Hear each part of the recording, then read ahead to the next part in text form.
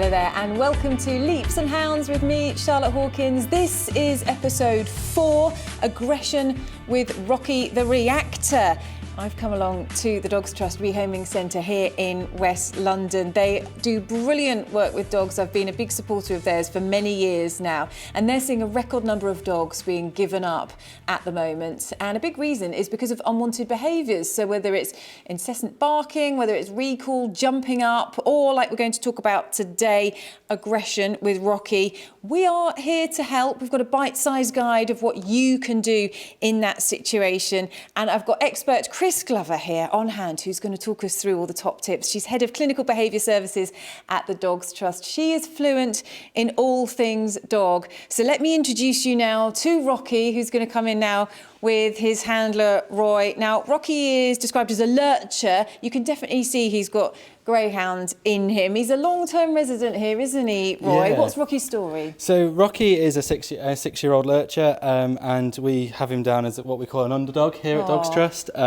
which can be described as a dog that has been in our care for 6 months or more, but also for various reasons, whether that's breed. So we actually see this in Rocky's instance. There's a common understanding that they require lots and lots of exercise, and that can be off-putting for our adopters. So that's a shame then, isn't it? So is that why people haven't wanted to rehome him yet? Sometimes they just look at a certain breed and think, oh, you know, because of the size of him, he's going to take a lot of walking. There is that. There's also other elements that come into play, so such as behaviours. And again, with Rocky here, he is what we call reactive.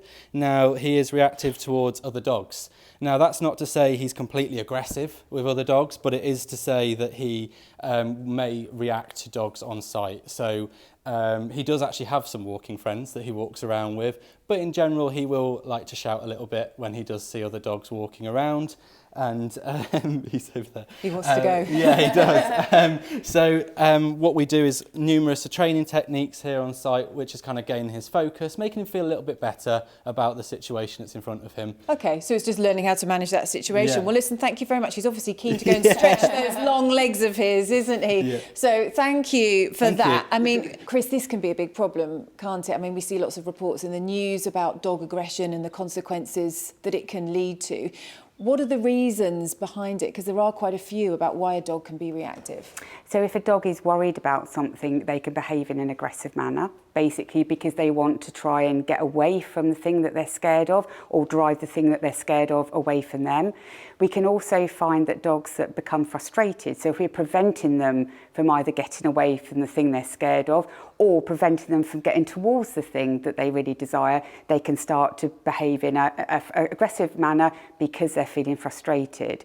We could also have dogs that are wanting to keep hold of something. So if we have got a situation where a dog has got something that they don't want us to have, they might then, in a way of trying to keep hold of that, behave aggressively in order to get us to move away.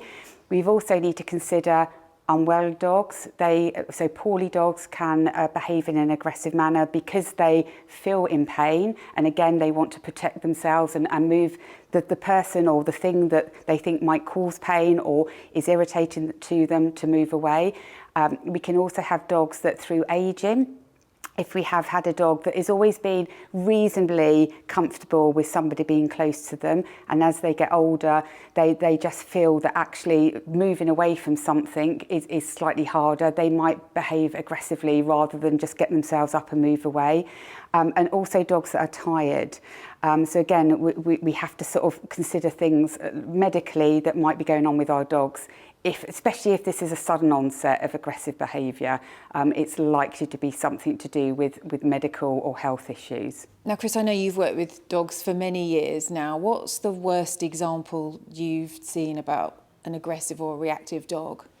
So I think the saddest situation I've ever seen with dogs that are sort of showing aggression is when but lots of people will be very insistent that the dog needs to face their fears, and we absolutely do not want to be doing that with dogs that are feel something. So we need to be really, really careful that we do make sure that our dogs aren't exposed to situations that they're going to continue to feel fearful of, because all that will happen is the aggression will worsen.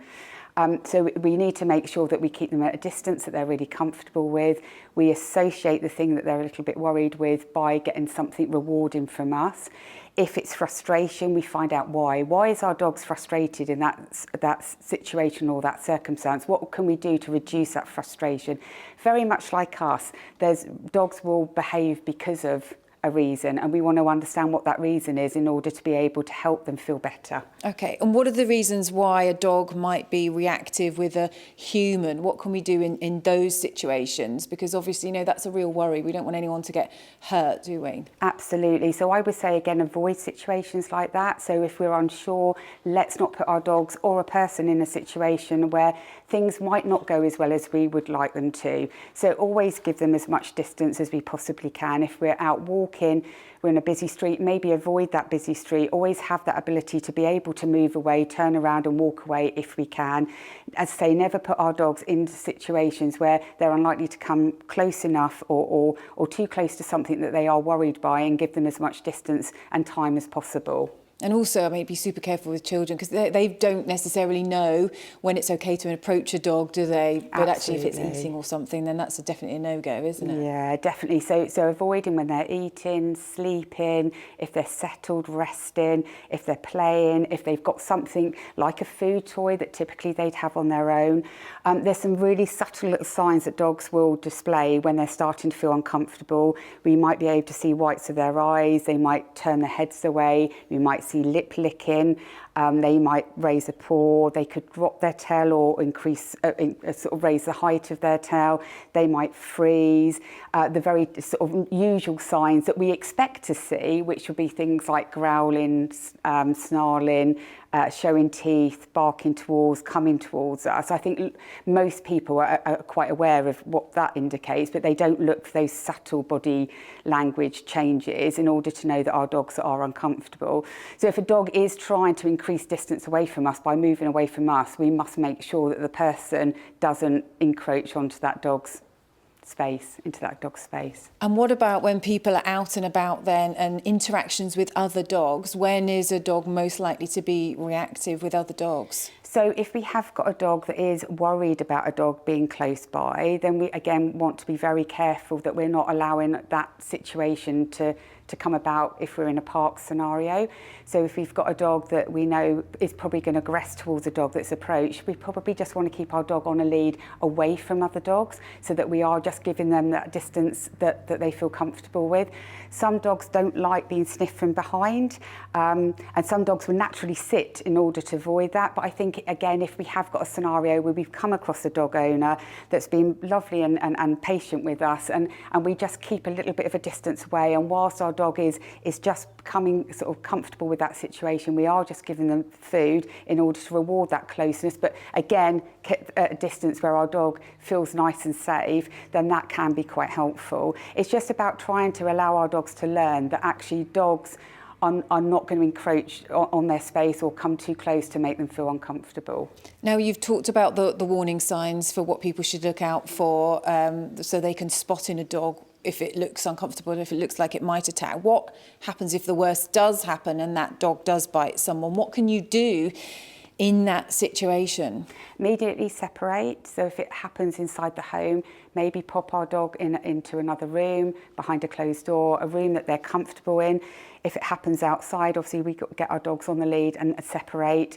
We make sure the person that's been bitten is okay and that they're seeking medical attention if they need to. And we just need to make sure that we don't allow the person or the dog to come across each other again in a short sort of proximity of time. And how can you stop the aggression getting worse? Ask for help from a qualified behaviourist. It's really, really important. So we know that dogs that are worried by things, if we carry on exposing them to things that they are frightened of, their aggression will just worsen. So we really do need to seek the help and advice from a qualified behaviourist who will be able to individualise the plan. So they'll look at the dog, they'll understand the reason for the aggression, because it might be frustration, it could be fear. We don't know what's causing the aggression. They will seek to understand the why, and then they can give us a behaviour modification programme that will work through and help that dog reduce that aggression issue, help us help our dog reduce the aggression issue. Aggression is one of those ones that it's really important to take action on as well, isn't it? Because it can have so much serious consequences. Kris, thank you so much. All brilliant advice as always. I think it's really important to understand why dogs show aggression, how you can spot those signs early on, how you can manage a reactive dog, and also crucially, I think, what to do in the case of an attack if the worst does happen. So thank you very much for that. And that's it for today's episode. Thank you so much for listening. The next episode I have coming up for you is Odd Phobias, and it's Bella the Husky we'll be featuring next, who doesn't like wheelie bins. Would you believe it? We'll see you then. Thanks for watching. For more help with your dog, go to Dogs Trust website. There's an advice page and a behaviour support line. And on the rehoming page, there are some of the 700 dogs looking for their forever homes. You can also find out more about Rocky, the dog who featured in this episode. If you like what you've heard so far, please share with a friend and leave a review. Leaps and Hounds is hosted by me, Charlotte Hawkins, the producer is Georgie Nell, and our technical director is Milton Boyne. It's recorded at Dogs Trust, West London for Nell Media.